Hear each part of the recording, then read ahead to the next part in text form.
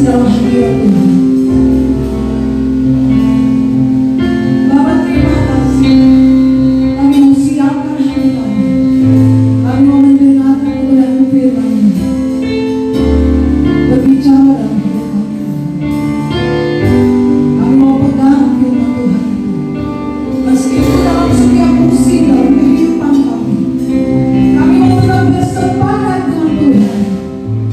Engkau yang memilih menetapkan kami,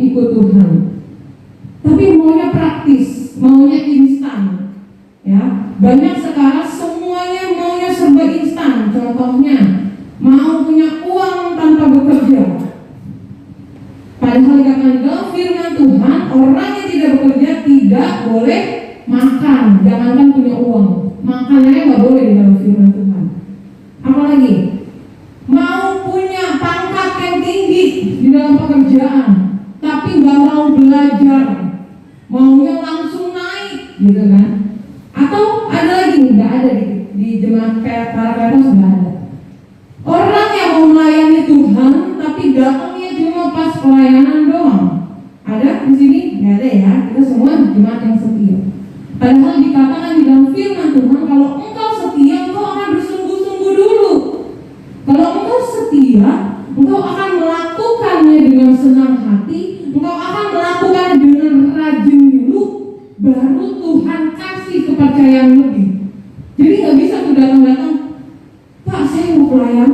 saya mau pelayanan mimbar gitu ya, saya mau pelayanan jadi pemusik contohnya, atau saya mau pelayanan langsung jadi WL yang keren gitu, tapi belum beribadah, tapi belum jadi jemaat yang setia, datang cuma pas di jadwal.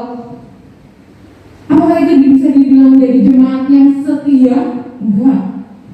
Karena segala sesuatunya kesetiaan itu membutuhkan proses.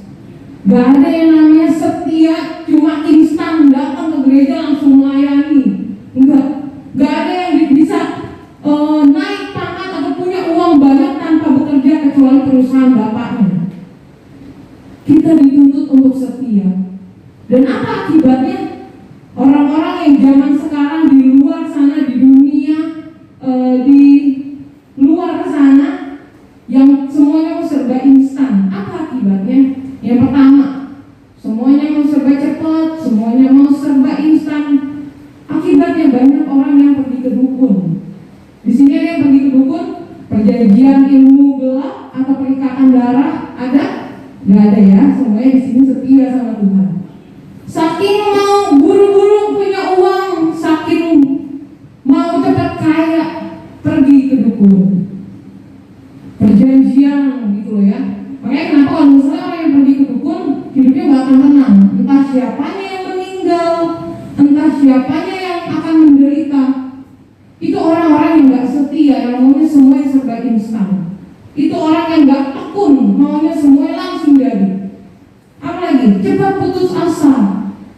Orang yang gak setia punya sifat yang putus asa. Kenapa saya bilang gak putus asa? Ketika mungkin kita lagi melayani Tuhan, mungkin orang di luar sana lagi sedang melayani Tuhan, terus ditegur sedikit, tersinggung, cepat putus asa. Kayaknya gue gak bisa nyanyi nih, udahlah, gak usah datang lagi ke gereja. Itu orang yang gak setia. Apalagi akibatnya orang-orang yang gak mau berproses. Iri, dendam, amarah, mudah tersinggung, dikit-dikit ditegur sedikit nyalahinnya orang lain, dikit-dikit punya masalah sedikit larinya ke dukun, dendam sama orang, entar lu ya gue liatin gitu ya. Itu orang yang gak setia Bapak Ibu. Jadi dikatakan dalam firman Tuhan, kita harus setia. Gak bisa semuanya datang serba instan. Gak bisa datang semuanya datang dengan tanpa proses. Karena Tuhan menuntut kesetiaan. Dikatakan di dalam firman Tuhan, kalau kamu setia dalam perkara kecil, Tuhan akan memberikan perkara yang lebih besar. Bagaimana kita mau dikasih yang besar kalau kita nggak setia di dalam pekerjaan? Bagaimana kita mau dikasih sesuatu yang besar di dalam pelayanan kalau kita nggak setia di dalam hal yang kecil? Datang tepat waktu aja, itu bisa dikatakan setia. Datang on time aja dalam melayani Tuhan, itu sudah setia. Itu perkara kecil, tapi banyak yang nggak bisa gunakan waktu dengan baik. Ya, di dalam Lukas 9 ayat 23 dikatakan, katanya kepada mereka semua, setiap orang yang mau mengikut aku, ia harus menyangkal dirinya, memikul salibnya setiap hari, dan mengikut aku. Jadi orang yang setia dituntut untuk menyangkal diri, memikul salib, dan mengikut Tuhan. Dikatakan, apa itu menyangkal diri? Ketika kita bilang, gue setia kok sama Tuhan, gue selalu ada nih buat Tuhan, berdoa tiap hari, ke gereja tiap hari kalau ada gitu kan. Tapi dikatakan kita harus menyangkal diri. Apa pengertian menyangkal diri? Ketika kita bilang kita setia sama Tuhan dan kita sudah menerima keselamatan yang dari Tuhan, kita sudah melayani, kita sudah dibaptis, harusnya kita sadar hidup kita bukannya kita lagi, tapi Kristus yang ada dalam kita. Menyangkal diri berarti kita berbeda dari dunia. Kalau kita dikatakan ada cobaan-cobaan, ada tawaran-tawaran dunia, mungkin diajak ngegosip, ngegibah, atau mungkin hedon, tahu ya hedon, gak irit gitu ya, boros, itu tawaran-tawaran dunia. Itu sifat-sifat dunia. Itu sedikit dari sifat-sifat dunia yang Tuhan gak suka. Kalau dikatakan menyangkal diri, hidupku bukan aku lagi, tapi Kristus yang hidup di dalamku. Jadi ketika engkau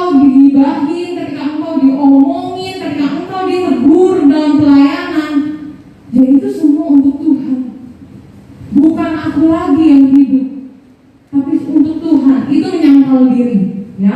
Jadi ketika kita sudah sadar bahwa keselamatan itu Tuhan anugerahkan dalam hidup kita, apapun yang kita lakukan itu bukan berdasarkan kemauan kita lagi, tapi berdasarkan Kristus yang berkehendak di dalam hidup kita. Yang kedua, memikul salib. Tadi sudah menyangkal diri, gitu kan ya. Menyangkal diri berarti menjauhi dari hal-hal yang Tuhan gak suka. Terus memikul salib, berarti kan kalau misalnya kita gak sama dengan dunia, berarti ada dong kita dijauhin, dikatain soalim. Itu salib yang harus kita pikul. Itu derita karena kita berbeda dari dunia. Dan gak sedikit orang yang merasakan itu. Banyak orang yang gak mau hidupnya melenceng dari Tuhan, mau tetap taat, mau tetap setia. Ditawarin sama temannya, dia nolak, dan akhirnya dia dikatain. Banyak seperti itu. Dan kita harus seperti itu, teman-teman. Kita harusnya seperti itu, Bapak Ibu. Kita harus memikul salib. Enteng? Enggak, berat pasti. Memikul salib bukan berarti cuma sekedar di pelayanan. Memikul salib berarti setiap hari dikatakan. Setiap hari mungkin kita berada di mana? Di keluarga mungkin. Keluarga kita ada yang belum percaya sama Tuhan. Kita tetap setia. Di dalam pekerjaan mungkin kita menjadi minoritas, tapi kita tetap setia mengiring Tuhan. Di dalam mana lagi? Di dalam pergaulan. Mungkin kita diajak kemana, diajak nongkrong-nongkrong yang gak jelas, tapi kita tolak. Itu salib yang harus kita pikul. Dan dikatakan setiap hari, bukan cuma untuk melayani Tuhan, bukan saat kita datang doang ke gereja kita pikul salib, tapi setiap hari di dalam keluarga, di dalam pekerjaan, di dalam pergaulan, kita pikul salib karena hidup kita itu adalah milik Kristus. Dan baru mengikut aku. Jadi ngikut Tuhan, Tuhan gak bilang ketika mengikut Tuhan itu gampang-gampang aja, enteng-enteng aja, atau penuh sukacita, karena dikatakan harus menyangkal diri dan mengikut aku setiap hari, baru mengikut Tuhan. Jadi kita harus menyangkal diri dan mengikut salib, baru kita dikatakan adalah umat yang setia, gitu ya. Nah, ciri-ciri orang yang setia, kita mau ngomongin tentang ciri-ciri orang yang setia di dalam Kristus. Tadi kan orang yang kita harus menyangkal diri, harus memikul salib setiap hari, baru mengikut Tuhan. Nah, ini contoh konkretnya.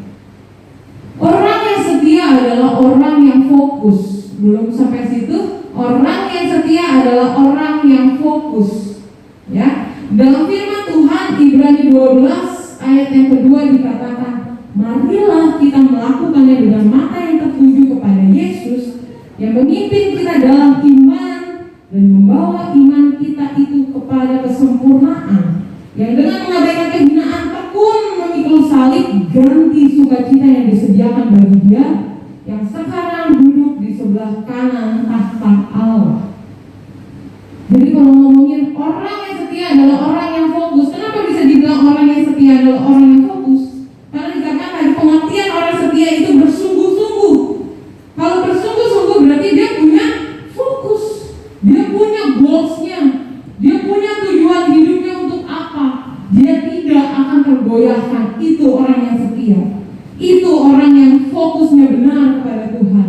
Jadi ketika ditawarin dunia hal-hal yang mungkin bisa menyenangkan secara instan, ditawarin dunia hal-hal yang mungkin bisa cepat kaya loh, bisa cepat naik pangkat loh, udah lo kedukun aja, udah lo pindah agama aja, nanti lo bisa deh langsung naik pangkat gitu. Tapi ketika fokus kita benar di hadapan Tuhan, kita punya tujuan hidup yang benar di hadapan Tuhan, kita baru bisa dikatakan orang yang setia. Orang yang setia yang pertama adalah orang yang memiliki fokus. Pernah lihat ya, orang memanah, Bapak Ibu? Orang yang memanah itu gak boleh bergerak-bergerak, bener ya? Gak boleh kiri kanan baru nembak, itu gak bisa. Nanti gak tepat sasaran. Nah, sama seperti hidup kita. Orang yang setia dikatakan di dalam Yosua tidak boleh menyimpang ke kiri dan ke kanan.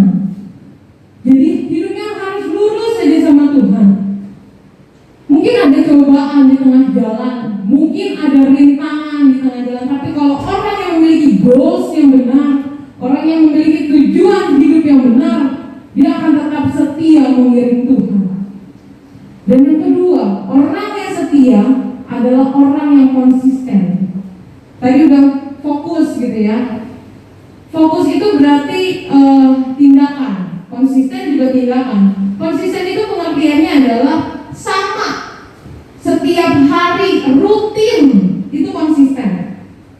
Dalam perkataan dan perbuatan itu seimbang, itu konsisten, ya. Gak bisa dibilang gue setia sama Tuhan, tapi gue ketika ada masalah kita lari, itu bukan orang yang konsisten.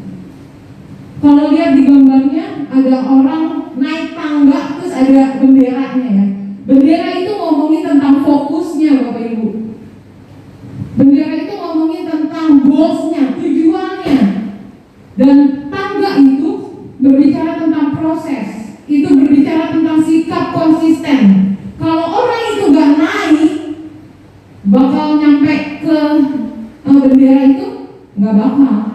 Harus ada proses yang dia harus jalani. Dan proses itu yang dinamakan konsisten. Proses itu yang dinamakan kita tekun. Kalau nggak jalan, nggak akan tercapai tujuan hidup kita.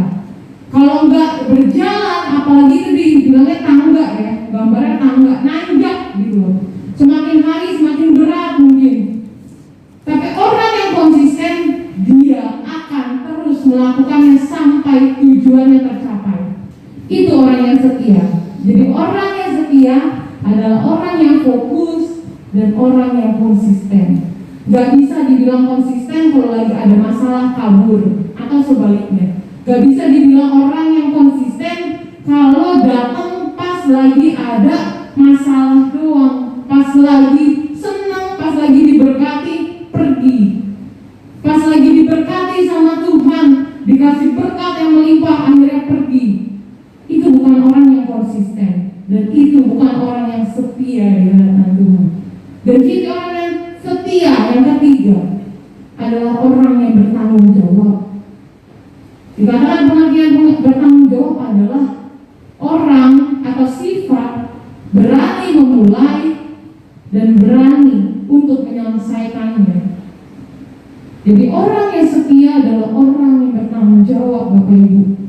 Dikatakan di dalam 2 Timotius 4 ayat yang ke-7, aku telah mengakhiri pertandingan yang baik, aku telah mencapai garis akhir, dan aku telah memelihara iman. Ini kata Paulus. Paulus memulai bersama Tuhan dan dia juga mengakhirinya bersama dengan Tuhan. Itu orang yang bertanggung jawab. Gak bisa kita bilang kita setia sama Tuhan kalau kita mulai, kita lahir, kita dibesarkan secara Kristen, tapi ujung-ujungnya kita lari dari Tuhan. Itu orang yang gak setia.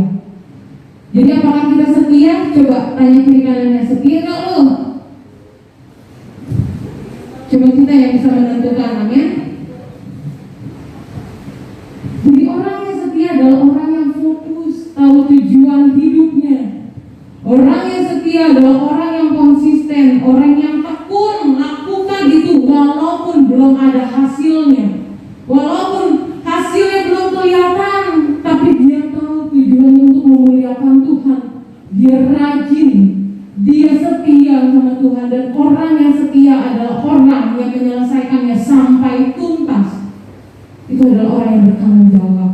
Jadi milikilah kita 3 sifat ini: fokus, konsisten, dan bertanggung jawab. Next, apalagi sih hal-hal yang bisa menggoyahkan kesetiaan kita? Tadi kan udah dibilang orang yang setia adalah orang yang fokus, ya kan? Tapi pasti ada halangan. Yang pertama, yang menggoyahkan atau penentuan kita setia atau enggak, kesengsaraan. Di dalam Roma 5 ayat 3-5 dikatakan, dan bukan hanya itu saja, kita malah bermegah juga di dalam kesengsaraan kita. Karena kita tahu bahwa kesengsaraan itu menimbulkan ketekunan, dan ketekunan menimbulkan tahan uji, dan tahan uji menimbulkan pengharapan. Jadi ketika kita dibilang kita setia, yang menentukan adalah pertama, kesengsaraan, badai hidup, cobaan di dalam hidup kita, tantangan, rintangan, atau guncangan hidup. Itu yang menentukan apakah kita semakin hari semakin dekat sama Tuhan, apakah semakin hari kita semakin mengandalkan Tuhan. Karena dikatakan kesengsaraan itu menimbulkan ketekunan, dan ketekunan ketika diizinkan Tuhan untuk berproses, ada masalah di dalam hidup kita, ada derita hidup, mungkin di dalam pekerjaan, mungkin di dalam studi, mungkin di dalam pelayanan, bergesekan, itu yang namanya cobaan hidup. Tapi apakah itu yang menjadi penentu? Ya, itu menjadi penentu apakah kita tetap mau setia sama Tuhan atau mau lari dari Tuhan. Yang kedua, ujian iman. Kalau tadi mungkin kita sudah dicobai ya, mungkin tadi kita sudah mengalami penderitaan hidup, ujian iman ini. Jadi ketika kita sudah mengalami kesengsaraan, kita sudah mengalami badai di dalam hidup kita, kita akan diuji. Apakah kita tetap mau setia?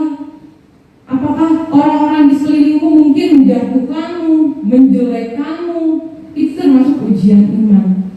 Yang tadinya mungkin kita udah susah, orang-orang gak mau bantu, bahkan ada yang bilang udah pergi aja ke sana ke Gunung Kawi biar cepat kaya.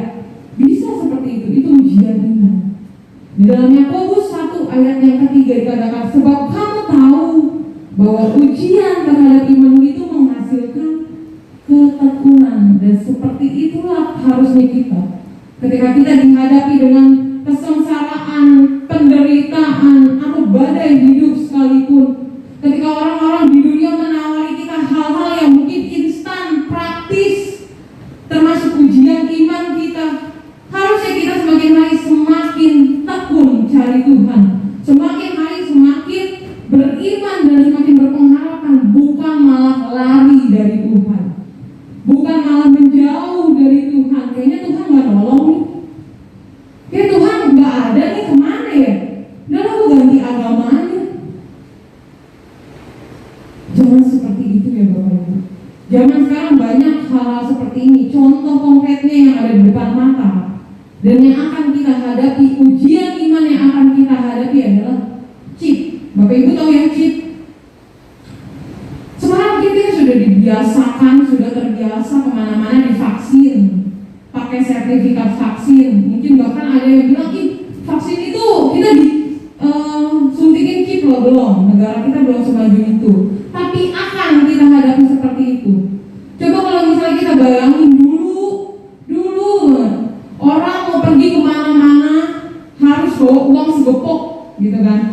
Sekarang cuma perlu bawa kartu ATM. Padahal ATM itu juga dipasangin chip. Nanti orang nggak perlu bawa duit, orang nggak perlu bawa kartu ATM, cuma perlu disuntik sekali aja, semuanya akan dipermudah. Semua ketika di-scan mungkin ada riwayat hidup, riwayat penyakit, latar belakang, pendidikan, apapun itu, mungkin juga rekening kita akan ada ditempelin di chip. Tapi dikatakan di dalam Wahyu, orang yang dipakaikan chip itu tidak akan selamat, karena itu dibalik itu ada perjanjian darah dengan iblis. Jangan sampai ketidaktahuan kita akan firman Tuhan menjadikan kita nggak selamat. Gue nggak tahu nih ada chip gitu kan, tapi udah disuntik gitu, udah dipasang, kan katanya biar gampang kemana-mana gitu kan, biar gampang mau ngambil ATM tinggal scan tangan aja misalnya langsung keluar duitnya. Tapi jangan sampai karena kita bodoh, kita nggak ikutin perkembangan zaman, kita mau aja. Ya Bapak Ibu, itu salah satu ujian iman kita, dan mungkin suatu saat ini nggak menutup kemungkinan ya, karena logikanya kalau orang semua udah pasang chip itu, hidupnya akan semakin maju, benar ya. Dan orang yang menolak chip itu akan dikatakan apa? Mungkin akan susah, nggak bisa ngapa-ngapain, hidupnya akan bercocok tanam, mungkin akan kembali ke zaman dahulu, karena kita menolak teknologi istilahnya. Tapi dikatakan hanya orang yang menolak seperti itu yang akan melihat Yerusalem baru, dan itu adalah orang-orang yang setia. Sekali lagi saya katakan, jangan sampai ketidaktahuan kita akan firman Tuhan membuat kita tuh mau aja, membuat kita tuh oh ya udah nggak apa-apa dipasang gitu kan, kiri kanan gitu kan biar keren. Padahal ujung-ujungnya kita binasa. Jangan sampai seperti itu Bapak Ibu. Makanya tetap setia mengiring Tuhan. Walaupun dibilang nanti lo nggak pasang chip, nanti lo hidupnya menderita lo.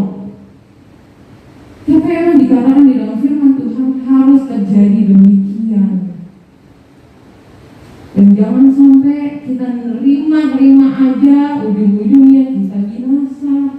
Ya, sekali lagi, yuk sama-sama kita setia, boleh mengiring Tuhan, setia juga, harus mungkin bergaul juga nggak dilarang gitu loh. Kita bergaul dengan dunia oke. Tapi jangan sampai ikut-ikutan, jangan sampai biar dikira keren lah sama orang, ikut-ikutan. Ya, jadi seperti itu penentuan kesetiaan, kesengsaraan, dan ujian iman. Jadi jangan amit-amit gitu kan, tiba-tiba udah keren-kerenan, gue pasang kiri kanan nih chipnya sama didami juga. Itu bukan keren namanya ya, itu bodoh. Karena di firman Tuhan dikatakan ada orang yang akan nanti muncul antikris, dan itu permulaan. Dipasangin chip itu baru permulaan. Dan orang yang selamat adalah orang yang setia. Mungkin kita akan dikatain gaptek, mungkin kita akan dikatain kuno lu nggak pasang chip suatu saat, atau mungkin keturunan kita. Tapi itu adalah orang yang setia. Jadi boleh disampaikan nanti sama anak cucu kita gitu. Kalau nanti akan terjadi seperti itu loh, dan kamu harus tetap setia loh sama Tuhan. Itu penting. Pengetahuan akan firman itu penting, Bapak Ibu. Ya. Contoh di dalam Alkitab, tokoh yang dikatakan setia di dalam firman Tuhan, salah satunya adalah Ayub. Bapak Ibu pasti tahu Ayub siapa, bukan tetangga sebelah. Di dalam firman Tuhan, Ayub dikatakan Ayub berasal dari orang yang kaya, bukan orang miskin. Ayub berasal dari orang kaya. Terus iblis izin sama Tuhan untuk mencobai Ayub. Bayangin, iblis aja izin sama Tuhan untuk mencobai Ayub. Berarti logikanya setiap masalah hidup kita itu Tuhan yang izinkan. Iblis dikasih izin sama Tuhan untuk mencobai Ayub. Dan apa yang dikatakan? Harta kekayaannya semuanya habis dirampok. Anak-anaknya meninggal. Bahkan dia sendiri sakit kusta. Dia bukan orang yang terbiasa susah. Dia orang kaya, Bapak Ibu, punya segalanya. Tiba-tiba Tuhan jatuhkan, Tuhan izinkan badan hidup begitu saja, langsung habis dalam sekejap. Dia dirampok, dia jadi miskin. Terus anak-anaknya meninggal, dia kena sakit kusta. Bahkan dikatakan istrinya bilang ini, masih bertekunkah engkau dengan kesalehanmu? Kutukilah Tuhan dan matilah. Tapi Ayub dikatakan dalam firman Tuhan, Ayub yang kedua ayat yang ke-10, dalam semuanya itu Ayub tidak berbuat dosa dengan bibirnya. Walaupun dia sudah diterpa badai berkali-kali lipat, hidupnya udah melelahkan lah istilahnya, udah susah gitu. Tapi dalam Alkitab dikatakan Ayub tidak berdosa sama sekali dengan bibirnya.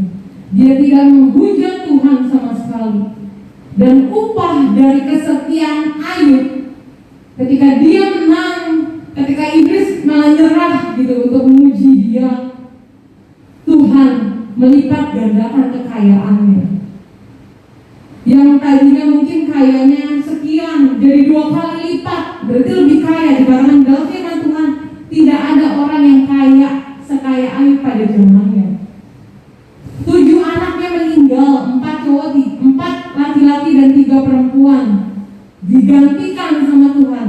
7 anaknya juga, dan 3 anak perempuan yang menjadi anak yang paling cantik pada zamannya. Semua kekayaannya, semua apapun yang dia miliki yang hilang begitu saja karena dia setia, Tuhan lipat kali gandakan. Dan begitu seperti hidup kita seperti ini, harusnya kita setia. Mungkin kalau ada badai hidup, mungkin ada penderitaan di dalam hidup kita, kita setia aja dengan Tuhan. Tuhan yang akan balaskan, karena kesetiaanmu itu tidak akan kembali sia-sia.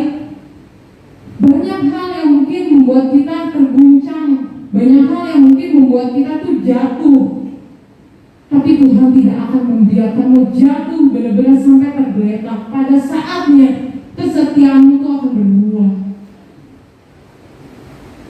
Tuhan akan lipat kali gandakan. dikatakan dalam firman Tuhan, hai hambaku yang setia, masuklah. Karena kita diperhitungkan sama Tuhan. Ya Bapak Ibu, upah orang yang setia. Jadi udah ngomongin penderitaan, kesetiaan, upah penderitaan, ngomongin ujian hidup. Sekarang upah orang yang setia. Yang pertama adalah memiliki pengharapan. Karena hanya orang yang sudah terbiasa digoncang hidupnya, karena hanya orang yang sudah terbiasa berproses bersama Tuhan, yang tahu bagaimana caranya mengandalkan Tuhan. Dikatakan tadi di dalam Roma 5, dan ketekunan menimbulkan tahan uji, dan tahan uji menimbulkan pengharapan, dan pengharapan tidak akan mengecewakan. Orang yang terbiasa berproses sama Tuhan, dia akan tahu bagaimana dia harus mengandalkan Tuhan setiap hari. Orang yang terbiasa berproses, orang yang terbiasa mungkin memiliki badai hidup, dia akan tahu bagaimana pengharapan dari Tuhan itu tidak akan pernah kembali sia-sia. Makanya jangan anti sama yang namanya proses, Bapak Ibu. Jangan anti sama yang namanya masalah. Karena di balik masalah itu Tuhan akan berikan pengharapan yang baru, kekuatan yang baru, bahkan berkat yang berkali-kali lipat. Yang kedua, upah kesetiaan, semakin serupa dengan Kristus. Yakobus 1 ayat yang keempat dikatakan, dan biarlah ketekunan itu memperoleh buah yang matang, supaya kamu menjadi serupa dan utuh dan tidak kekurangan suatu apapun. Jadi kalau kita setia, kita mencerminkan Kristus. Dikatakan dalam firman Tuhan, hendaklah kamu setia. Tuhan adalah Allah yang setia. Walaupun kita sering kali meninggalkan Dia, tapi kalau kita tetap setia, kita akan menjadi serupa. Serupa itu bukan menjadi Tuhan yang harus disembah sama orang, ya Bapak Ibu. Serupa itu berarti gambaran Allah untuk dunia, gitu. Kita mencerminkan sifat-sifat Allah yang tekun, yang setia, yang tidak meninggalkan umatnya. Itu ada di dalam diri kita.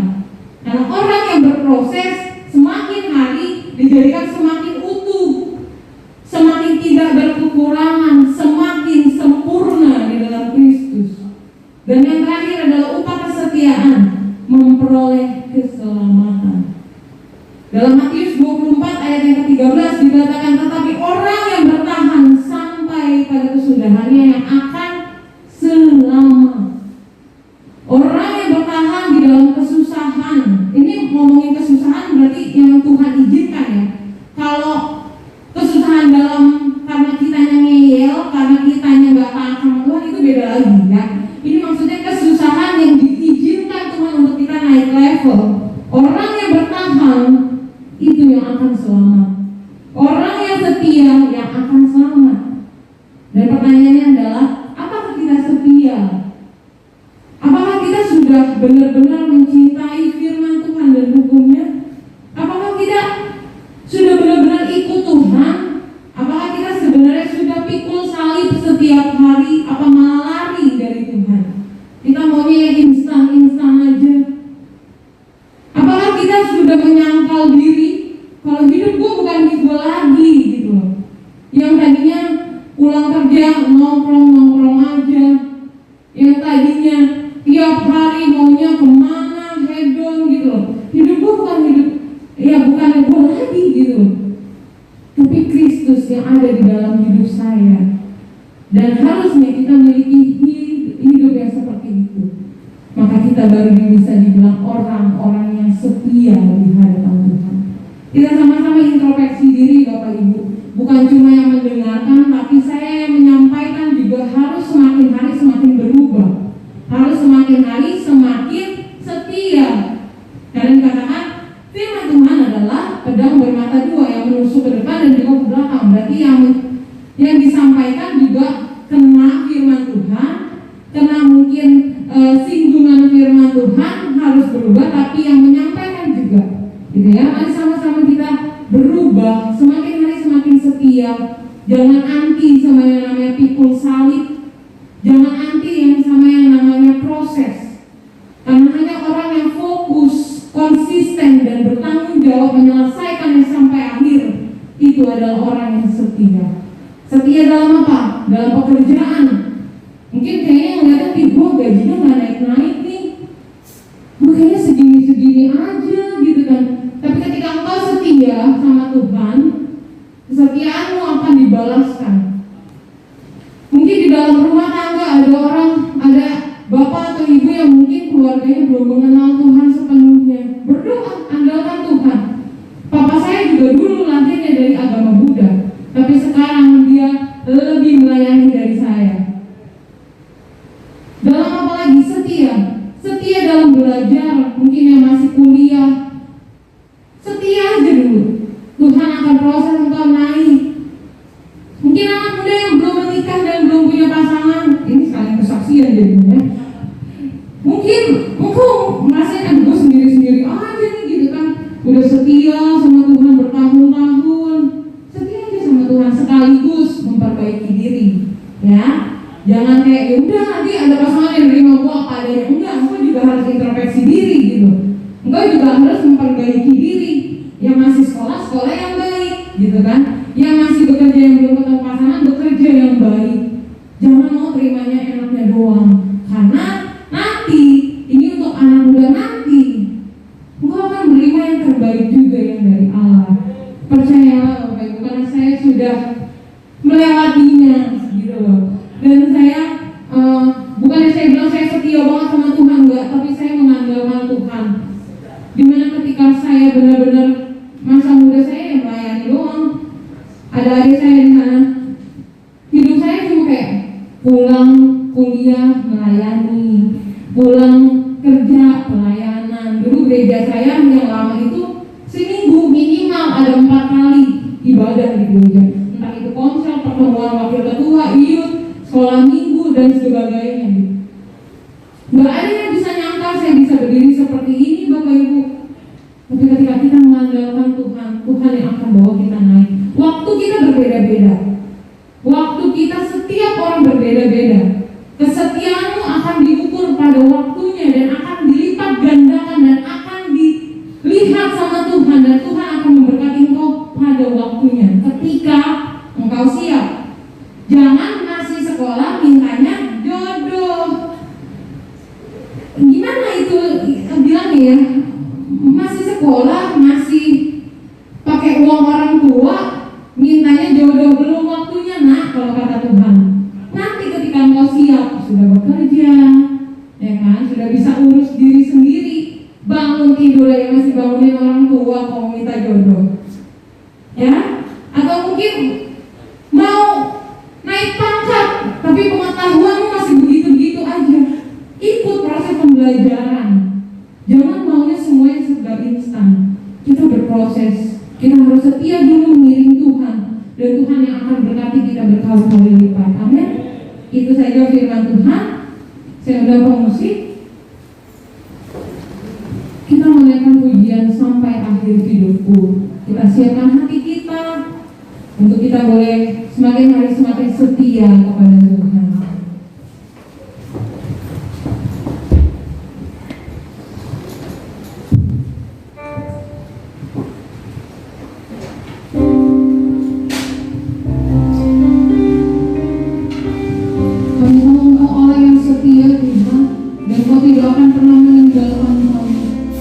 Biarlah demikian juga hidup kami. Belajar menjadi hamba yang setia. Dalam perkara apapun,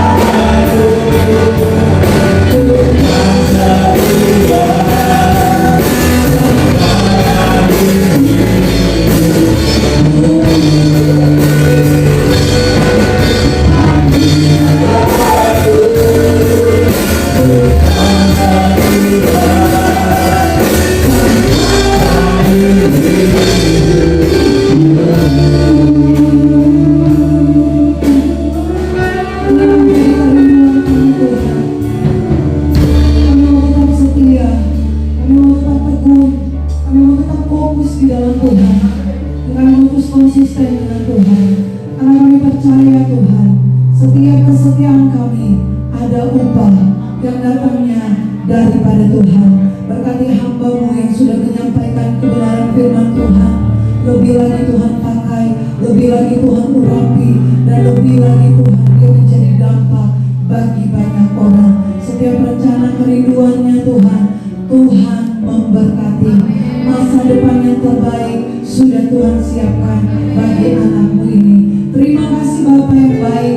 Kami mengucap syukur untuk kebenaran firman-Mu yang datang mengingatkan kami kembali bagaimana kami harus terus setia di dalam Tuhan. Terima kasih Bapak. Sebentar juga kami akan memberikan korban persembahan.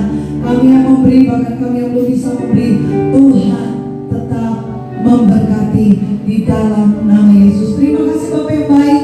Kami siapkan hati kami untuk kami menabur bagi pekerjaan Tuhan di tempat ini. Berkati anak-anak-Mu, pekerjaan usaha mata pencarian diberkati Tuhan. Engkau yang siap untuk memberi, mari bersama katakan amin. Mari kita ada pujian apa diberkati.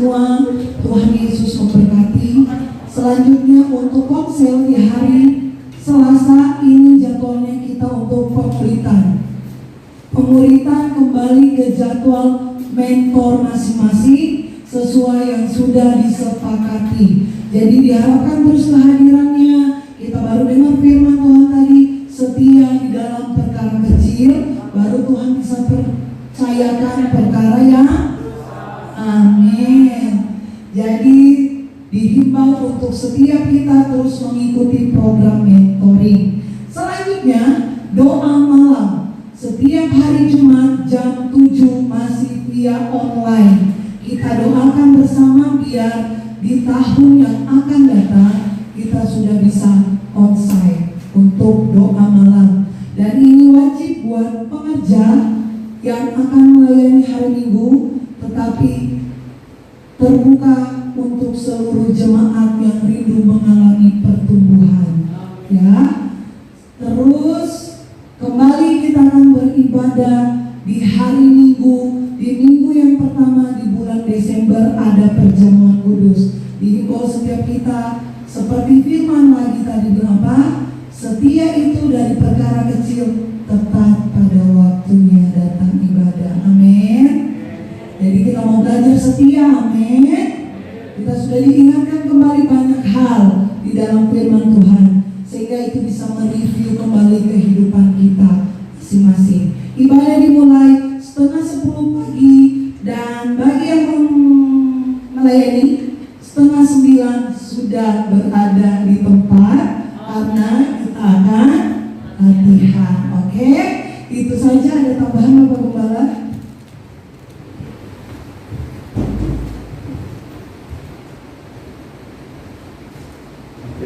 Shalom Bapak Ibu.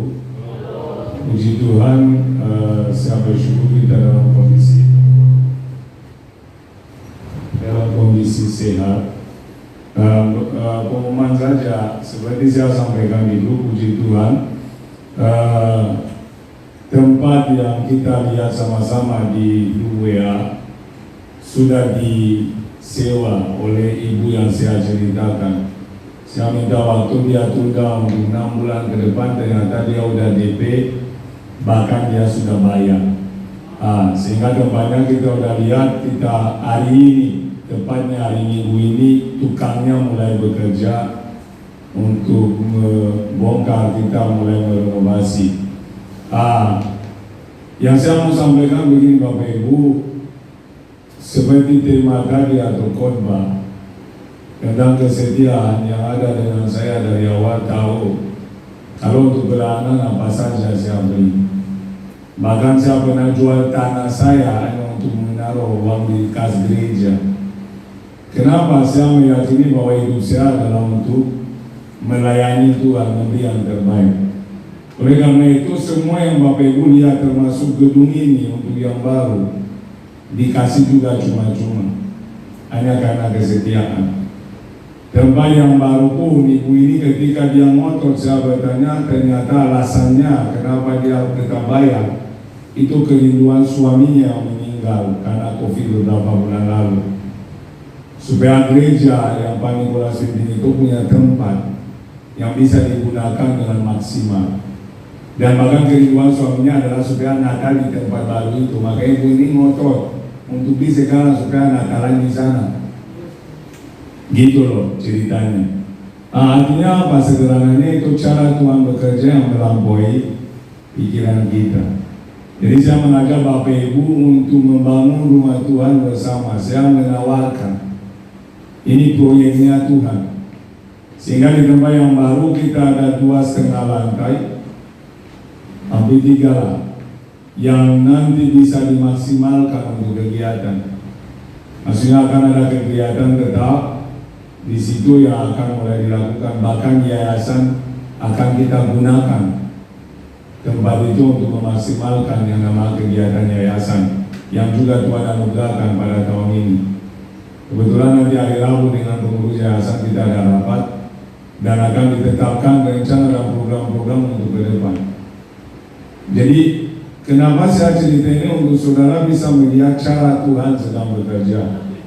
Supaya saudara lihat itu dalam kesederhanaan itu Tuhan tangannya tidak terbatas untuk melangkah, tetapi bagian kita adalah kesetiaan.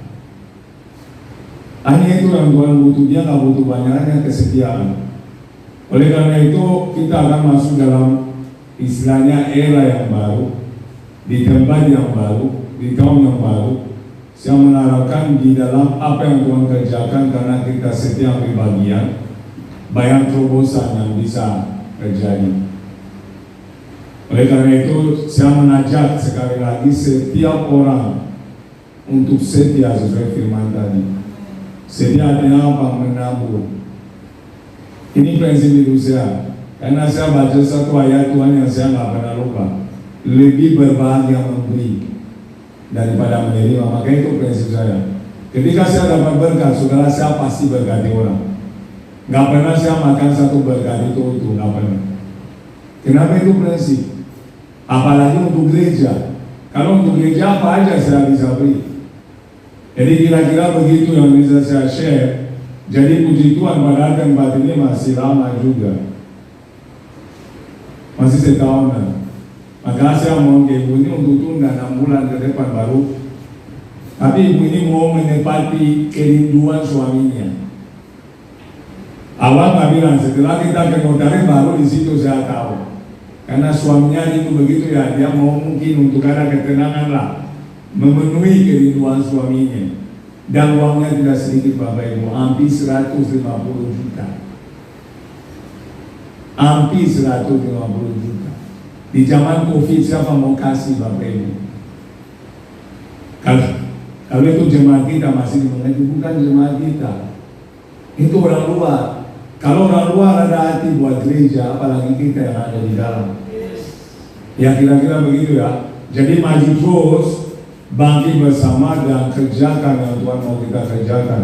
Saya yakin kalau Tuhan mau bawa kita keluar ke tempat baru, dia punya proses yang kita harus lalui. Memang di sini kita udah terlalu nyaman. Mungkin Tuhan mau kita mulai melangkah lebih untuk rencana yang lebih besar. Maka ketika ibu itu ngotot, ya udahlah, karena logika kan ini jalan terus. Tuhan, kalau Tuhan yang mau begitu, ya udah saya ikut. Kan gitu. Jadi kira-kira demikian, dan Tuhan memberkati kita sekalian. Shalom. Ini punya saya. Tuhan, itu kita sudah mendengarkan mujizat demi mujizat yang sedang terjadi bagi gerejanya, amin. Makanya setiap kita berdoa di rumah, dimanapun, teruslah bawa gerejamu ini yang kecil ini ya. Terus doakan biar Tuhan terus berperkara lebih lagi, amin. Untuk kemuliaan nama Tuhan. Kita akan akhiri mari kita pada siang hari ini. Saya undang kita semua untuk bangkit berdiri.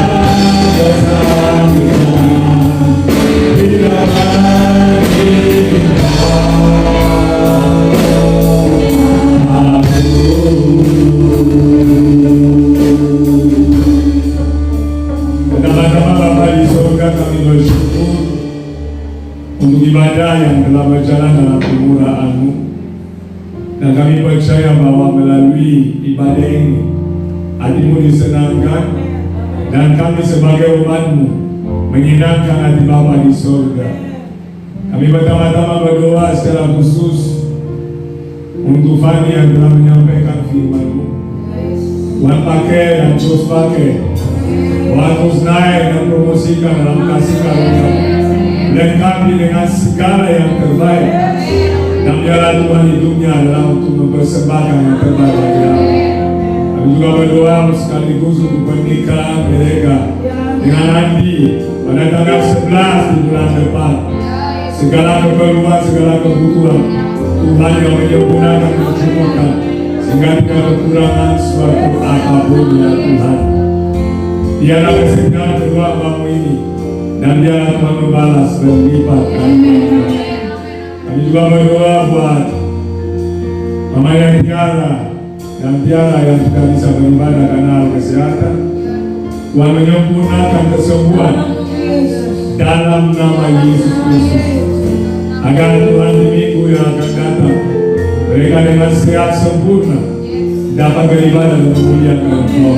Kami juga berdoa buat Tante Esa yang tidak ada di tengah kami. Kami berdoa pada malam, kami berdoa pada mereka semua yang tidak dapat hadir karena kondisi keadaan apapun ya Tuhan.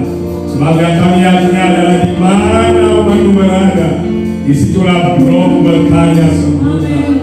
Kami juga berdoa secara khusus Bapak yang baik buat Ibu Edi yang Tuhan telah capai dan mendorong hatinya untuk terbeban bagi gereja ini, untuk apa yang sudah dia tabur bagi gereja. Hamba bersama dengan jemaat melepaskan berkat yang terbaik dan terbaik dan terbaik dalam hidupnya dalam nama Yesus.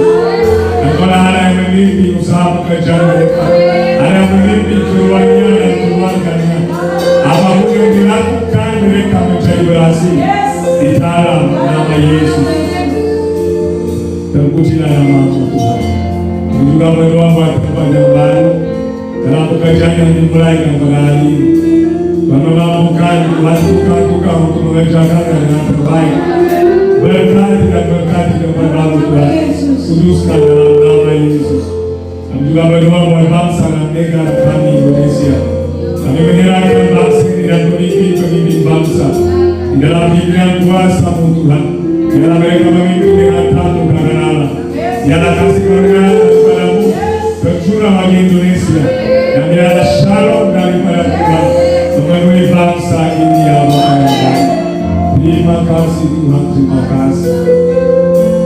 Secara khusus juga berkati setiap pelayan yang telah berbagian pada pelayanan pada hari ini. Mereka diberkati oleh Tuhan. Oh, terima kasih Yesus Kristus Tuhan. Dan saat ini kami sebagai umat Allah, sebelum pulang hidup terima berkat daripada Tuhan. Marilah saudara arahkan hatimu kepada Tuhan dengan penuh iman dan terimalah berkat daripada Allah yang Maha Kuasa. Tuhan yang menciptakan langit dan bumi dan segala isinya, yang saudara siap percayai dan sembah dalam nama Yesus. Pulanglah dan bawalah segala berkat kasih karunia Allah Bapa, cinta kasih daripada Yesus Kristus anaknya yang tunggal, dan persekutuan dengan Roh Kudus yang memasrahkan saudara dan saya dan menuntun kita kepada kekekalan yang abadi bersama dengan Kristus Yesus, dengan karakter kesetiaan yang tidak berkesudahan, sehingga dengan menjadi bencana-bencana baru, hormat kemuliaan demi nama Tuhan dinyatakan di bumi ini. Di dalam nama Yesus, sudah diberkati Tuhan bersama, katakan amin.